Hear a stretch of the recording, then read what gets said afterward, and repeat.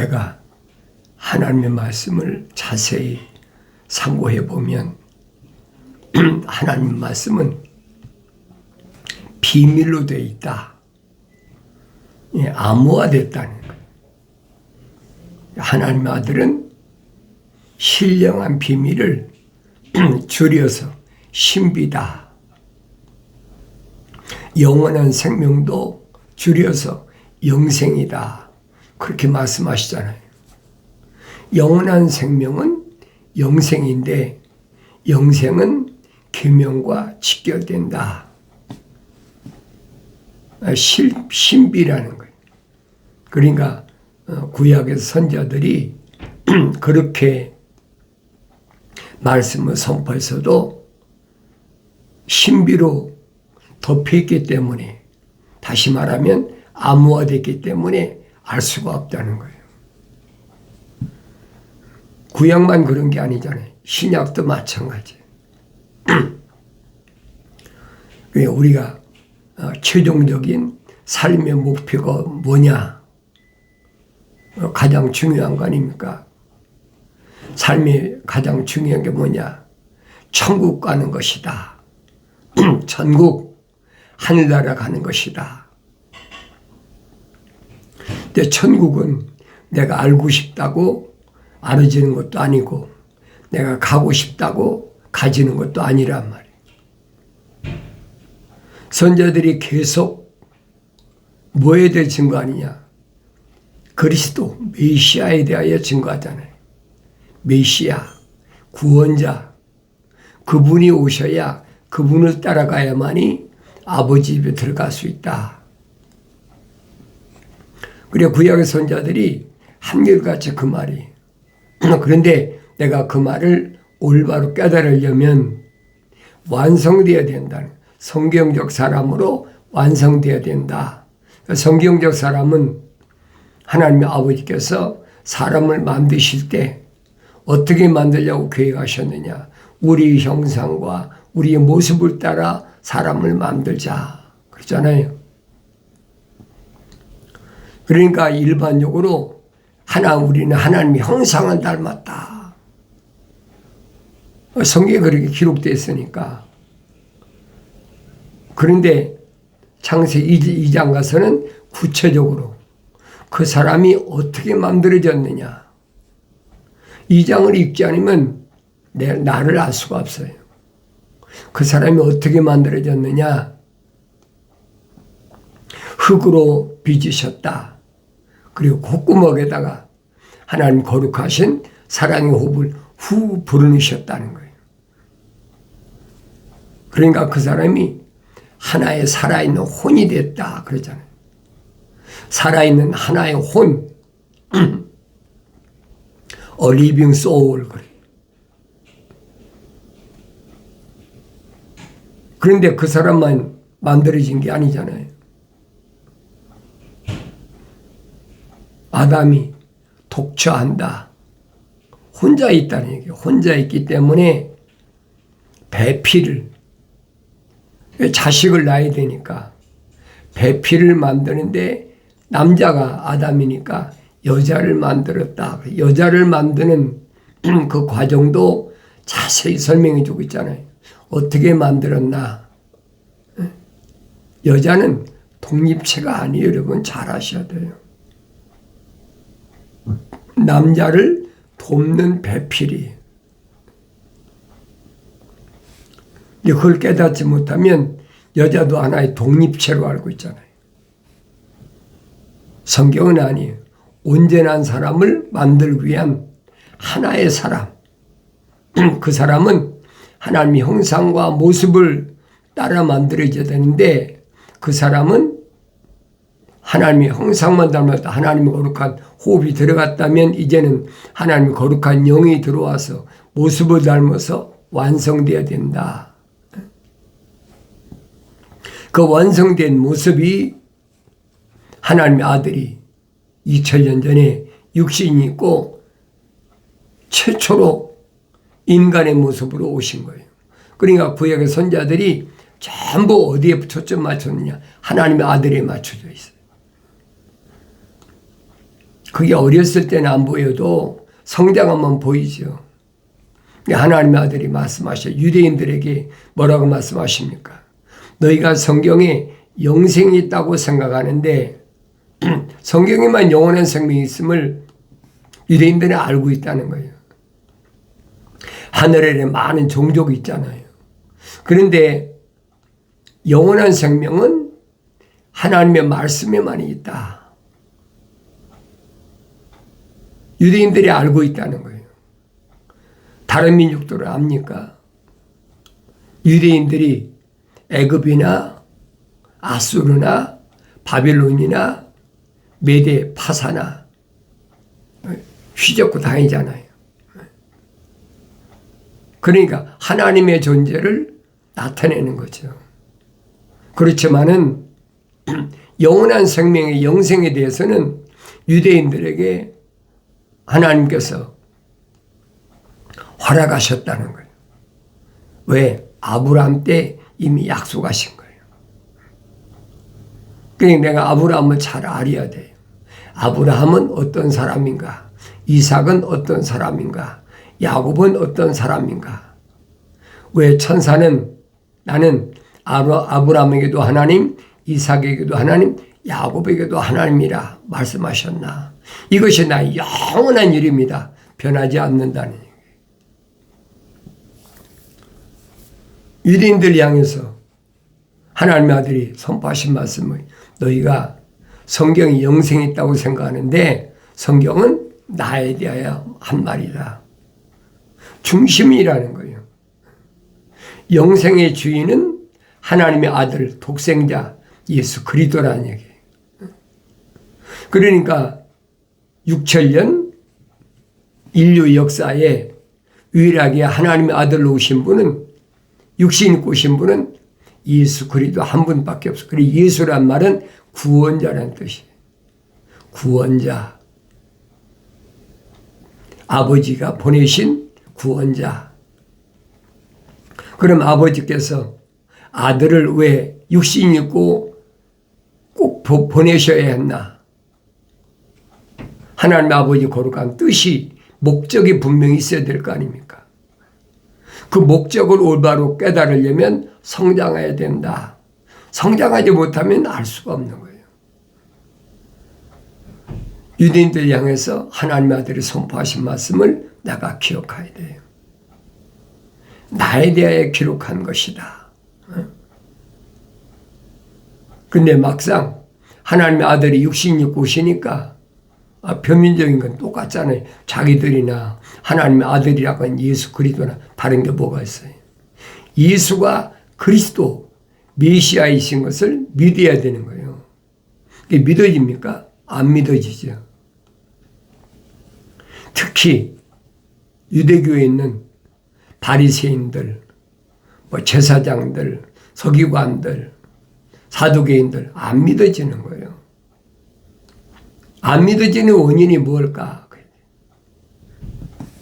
누구보다도 바리새인들은 또 선생들이니까 율법사나 교법사나 제사장들이나 이런 사람들은 누구보다도 성경을 많이 가지고 읽는 사람들 아닙니까?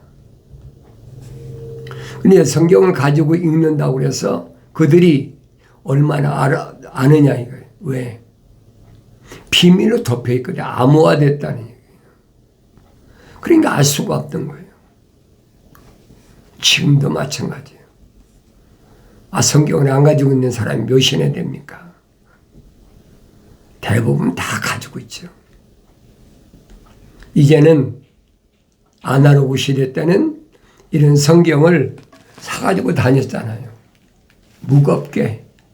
근데 지금은 그게 아니잖아요. 스마트폰이 디지털 시대다. 그 스마트폰에 다 입력이 돼. 앱을 깔아. 자기가 읽고 싶은 성경 앱을 깔아서 읽는 거예요. 개혁 성경이냐 아니면 홀리 바이블 우리 일명 킹제임스라는 것 앱이 있잖아요. 그러니까 80년대 내가 미국에 집회와 보니까 문맹자, 그러니까 한글도 잘 못 읽는 사람들이 있더라고요. 그러니까 그런 사람을 위해서는 그때 이제 70년대 후반인가 80년대부터는 뭐가 나왔냐면 듣는 성경이 나왔어요. 그 오디오 테이프로 된 듣는 성경. 그래서 마태복음부터 또 요한복음까지 또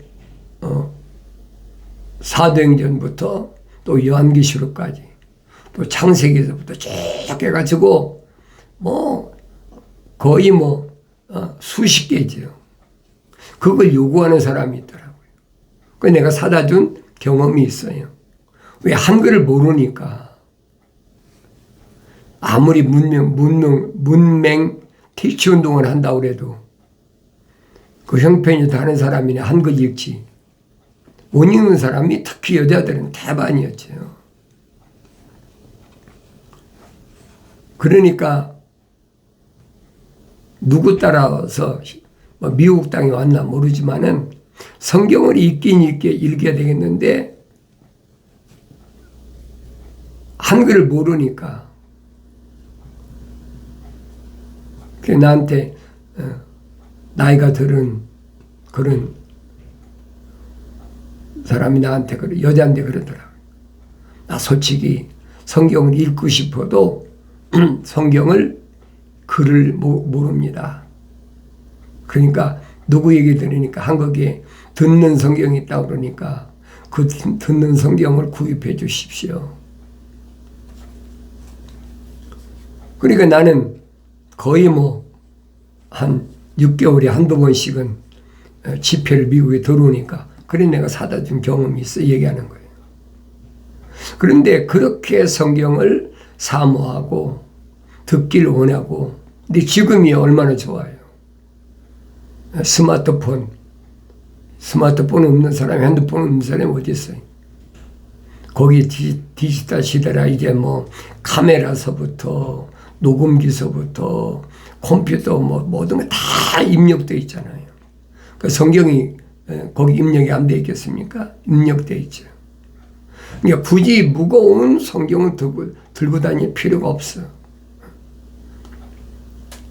그게 디지털 시대라고요. 그러니까 내가 여러분에게도 유튜브 방송도 스마트폰 하나로 하는 거예요. 왜? 거기 카메라가 장착되어 있으니까. 카메라를 다시 사가지고 그걸 어떻게 조작하고 뭐하고 복잡해서 못해요. 이것도 10시간 이상 가르쳐줘 내가 할 수 있는 거지. 그런데 이런 시대를 이미 다니엘은 다 선포했어요. 앞으로 이런 시대가 온다. 다니엘서 12장을 잘 읽어보세요.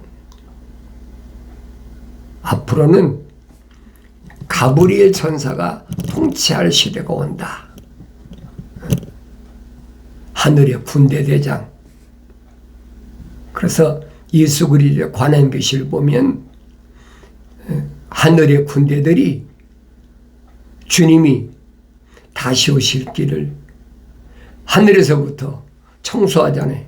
요즘 말하면 대청소하는 거예요. 그게 하늘의 전쟁이란 말이에요. 연기시 12장에 잘 기록되어 있어요.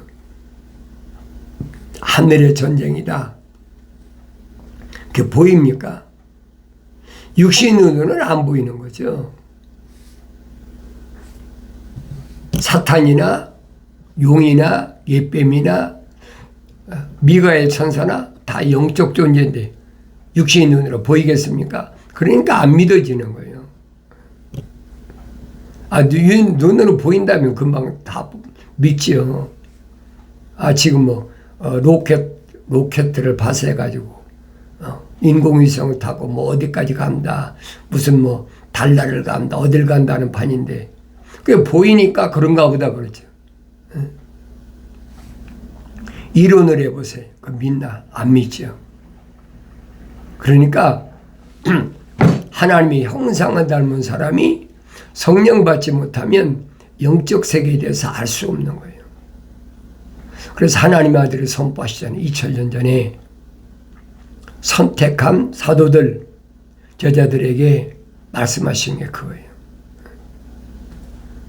너희들은 하나님의 형상만 닮았으니까, 다시 말하면 너희 이름이 생명책에 기록되어 있기 때문에 성령 받아 완성돼야 된다. 그 말씀이거든요. 그러니까 생명책에 기록됐다는 말은 하나님의 거룩하신 사랑의 호흡이 들어왔다는 얘기예요. 이게 천사를 통해 말씀하신 게 그거잖아요. 내가 거룩하니 너희도 거룩하라. 거룩이 내 안에 없으면 하나님과 나하고는 아무 상관이 없어요. 내가 거룩하니 너희도 거룩하라. 그러니까 하나님 아버지와 아들과는, 성령과는 뭐가 같으냐? 거룩이 같은 거예요. 내가 거룩하니 너희도 거룩하라. 그 육신에게 말씀하신 게 아니잖아요.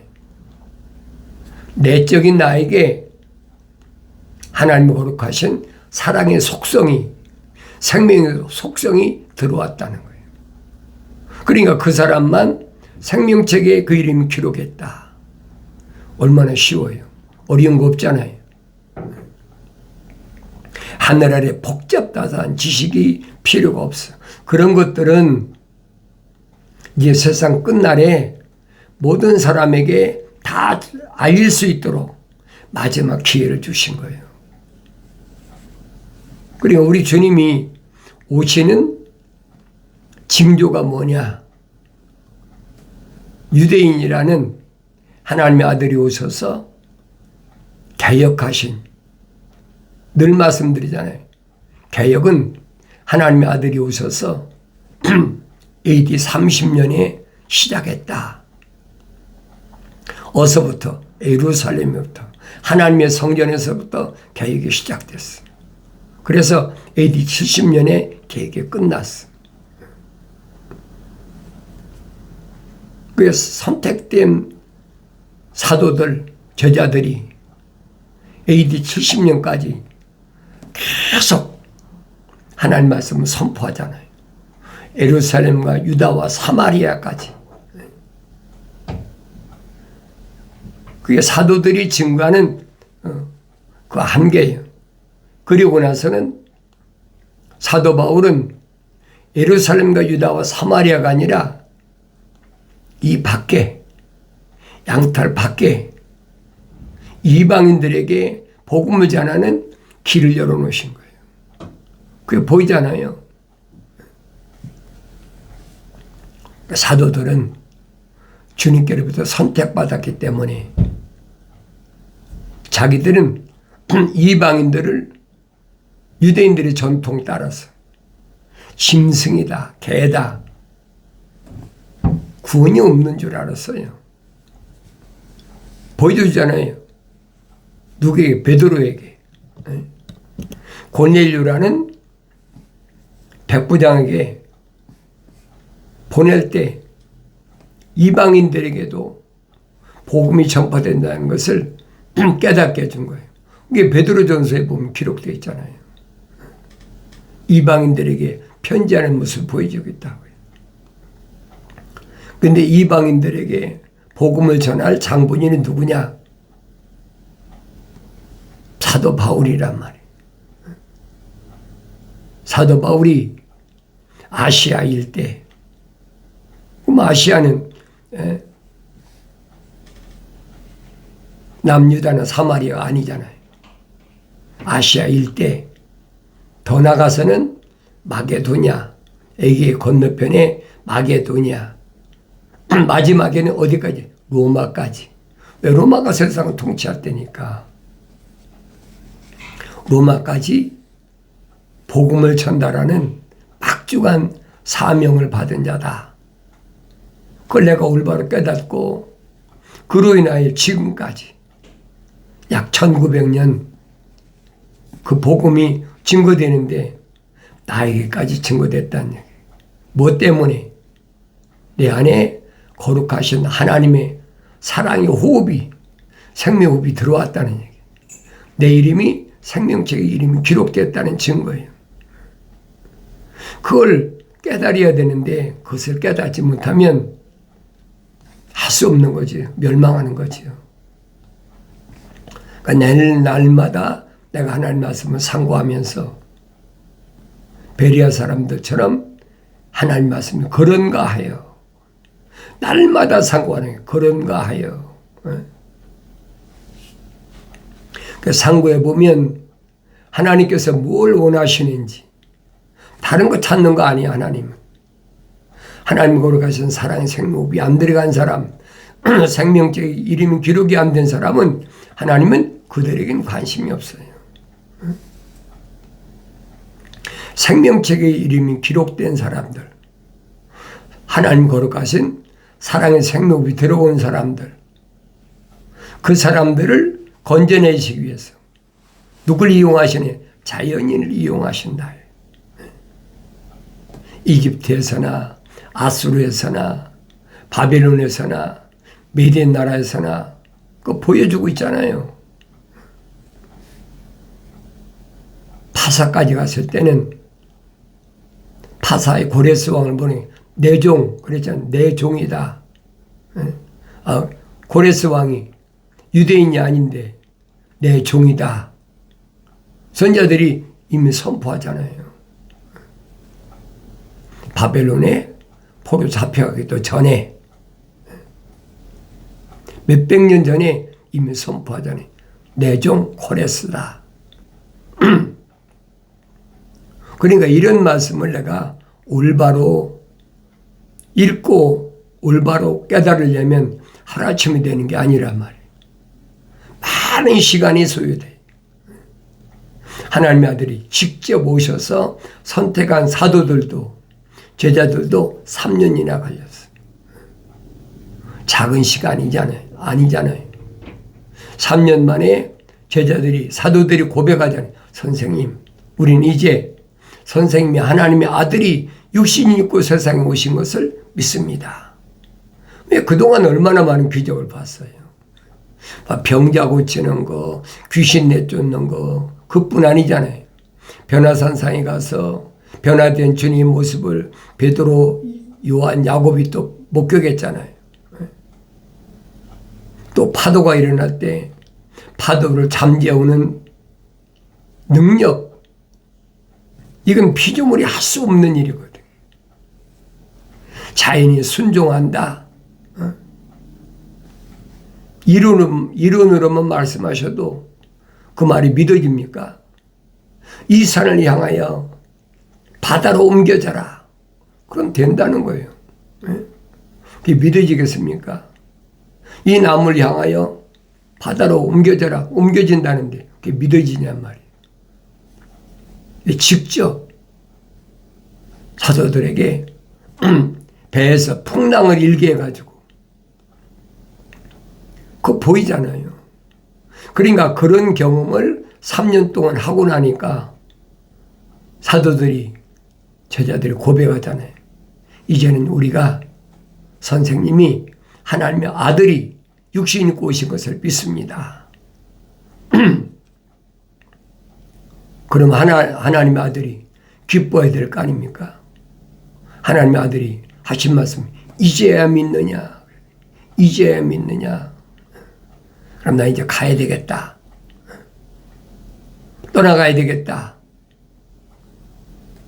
사도들이 궁금하잖아요. 어디로 가십니까? 우리가 다 따라갈 겁니다. 주님이 뭐라고 말씀하세요? 지금은 따라올 수 없지만은 앞으로는 너희들이 따라온다. 성령 받기 전에 그 말씀이 무슨 말씀인가? 깨닫지 못했다라고 성경이 기록하고 있어요. 근데 내가 가는 것이 아주 가는 것이 아니라 반드시 다시 돌아오마. 왜?